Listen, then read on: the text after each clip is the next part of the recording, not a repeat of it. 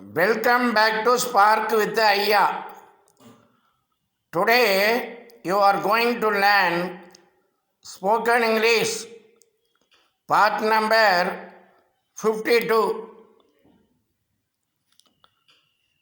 by using where, how do you form questions and answers.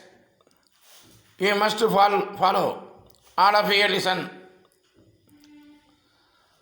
Where does he live? வேர் என்றால் அனைவரும் அறிந்தது எங்கே என்று பொருள். Where does he live? இங்கே ஹீ என்பது சப்ஜெக்ட். இந்த டஸ்ஸை லிவையும் சேர்த்தா lives. Where does he live என்றால் அவன் எங்கே வசிக்கிறான் என்பது வினா. அவன் எங்கே வசிக்கிறான். இந்த எங்கே என்பதற்கு ஆன்சர் ஹவுசிங் யூனிட், வீட்டு வசதி வாரியம். Where does he live? The does plus live lives. Subject he. எந்த ஒரு வாக்கியமாக இருந்தாலும் சப்ஜெக்ட் இருக்கணும், வெர்ப் இருக்கணும். அது மேக்சிமம் இருக்கணும். மினிமம் ஹீ லிவ்ஸ் என்று இருந்தால்தான் அது வாக்கியம், ஒரு சென்டென்ஸு. அதுக்கப்புறம் நீங்கள் என்ன வேணாலும் அதோட சேர்த்துட்டு போகலாம். Where does he live? He lives in housing unit. அவன் வீட்டு வசதி வாரியத்தில் வசிக்கிறான். இங்கே இன் என்பது மிகவும் முக்கியம், ப்ரிப்போசிஷன். அது இல்லை என்றால் ரிலேஷன்ஷிப்பே இருக்காது அவனுக்கும் அந்த ஹவுசிங் யூனிட்டுக்கும். எப்படின்னு கேட்டிங்கன்னா, ஹீ லிவ்ஸ் ஹவுசிங் யூனிட் அப்படின்னா அவன் ஹவுசிங் யூனிட் வசிக்கிறான் என்று பொருள் தரும். அது பார்ப்பதற்கு ஒரு முற்று பெறாது. He lives in housing unit என்று தான் சொல்ல வேண்டும். ஹவுசிங் யூனிட்டில் என்று பொருள். இங்கே சிலர் அட்டு பயன்படுத்துவார்கள். அட்டு என்பது பயன்படுத்த வேண்டியதில்லை, இன் பயன்படுத்தினாலே போதும். Where does he live? He lives in housing unit. Where does he go? அவள் எங்கே போகிறாள். அதுபோலவே அவள் எங்கே போகிறாள் என்பதிலே அவள் என்பது சப்ஜெக்ட் சி. சி டஸ் ப்ளஸ் கோ கோஸ். எங்கே? போஸ்ட் ஆஃபீஸ், அஞ்சலகம். C goes to post office. அங்கே எப்படி இன் முக்கியமோ அதுபோலவே இங்கே டு என்ற ப்ரிப்போசிஷன் முக்கியம். டு என்பது தமிழிலே 4ஆம் வேற்றுமை உருவு கு. ஆக டு போஸ்ட் ஆஃபீஸ் என்றால் அஞ்சலகத்திற்கு என்று பொருள். C goes to post office. அவள் அஞ்சலகத்திற்கு செல்கிறாள். அஞ்சலகத்திற்கு செல்கிறார் என்று சொன்னால்தான் அந்த வாக்கியமானது முற்று பெறும். அங்கே டு இல்லை என்றால் சி கோஸ் போஸ்ட் ஆஃபீஸ், அவள் அஞ்சகம் போகிறாள், அது நன்றாக இருக்காது. Next, where do they study? அவர்கள் எங்கே படிக்கிறார்கள். இங்கே do plus study, study subject வந்து they. They study in municipal school. அவர்கள் நகராட்சி பள்ளியில் படிக்கிறார்கள். Where do they study? They study in municipal school. அடுத்து, ஒருவன் எங்கோ சென்று கொண்டிருக்கிறான். நீ எங்கே போகிறாய் என்று கேட்பதற்கு வேர் டு யூ கோ என்று கேட்க வேண்டும். பதிலுரைப்பவன் நூலகத்திற்கு செல்கிறான். ஆக நான் நூலகத்திற்கு செல்கிறேன், ஐ கோ டு லைப்ரரி என்று பதிலுரைக்கிறான். Where do you go? I go to library.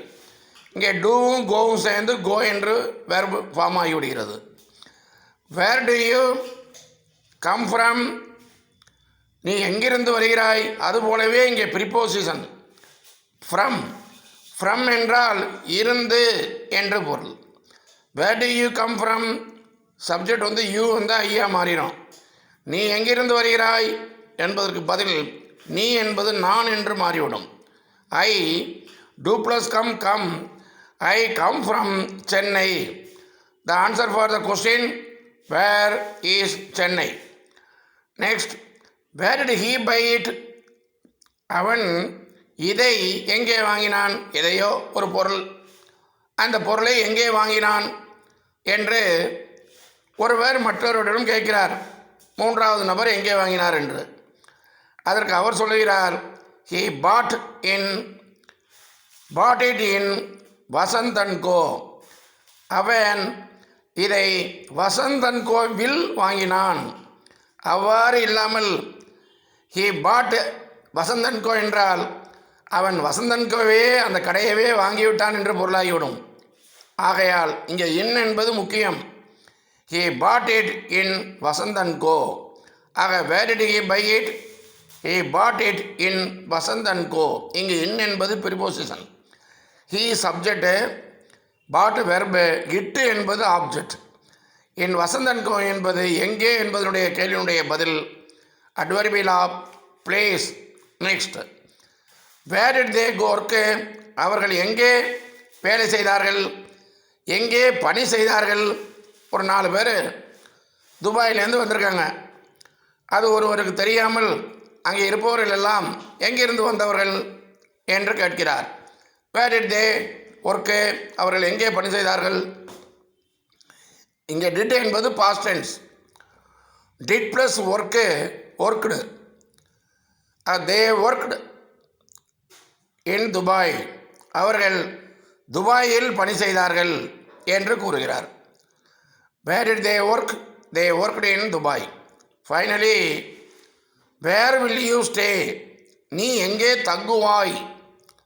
இது ஃபியூச்சர் டென்ஸ். நீ எங்கே தங்குவாய்? இங்கே யூ என்பது ஐ என்று மாறிவிடுகிறது. இந்த will plus stay, will stay future tense. Go என்பதற்கு ஃபியூச்சர் டென்ஸ் என்னவென்று யாரையாவது கேட்டால் கான் என்று தவறாக சொல்லுவார்கள். கான் என்பது பாஸ்ட் பார்ட்டிசிபிள். நீங்கள் யாரையானும் கேட்டு பாருங்கள். கோ என்பது ப்ரெசன்ட் டென்ஸ், கோயிங் என்பது ப்ரெசன்ட் பார்ட்டிசிபிள், கான் என்பது பாஸ்ட் பார்ட்டிசிபிள், வெண்ட் என்பது பாஸ்ட் டென்ஸ். கோவிற்கு ஃபியூச்சர் டென்ஸ். எந்த ஒரு ப்ரெசன்ட் டென்ஸுக்கு முன்னாடி வில் போட்டால் அது ஃபியூச்சர் டென்ஸ். வில் ஸ்டே, நான் தங்குவேன். எங்கு? இன் மை ஃப்ரெண்ட்ஸ் ஹவுஸ். இங்கே இன் மை ஃப்ரெண்ட்ஸ் ஹவுஸ் என்றும் போடலாம், அட் மை ஃப்ரெண்ட்ஸ் ஹவுஸ் என்றும் எழுதலாம். Where will you stay? நீ எங்கே தங்குவாய்? I will stay in my friend's house. நான் என்னுடைய நண்பனுடைய வீட்டில் தங்குவேன். இங்கே ஃப்ரெண்ட்ஸ் என்ற இடத்துல டிக்கும் பக்கத்தில் அப்போஸ்ட்ரோஃபி போட்டிருக்கு.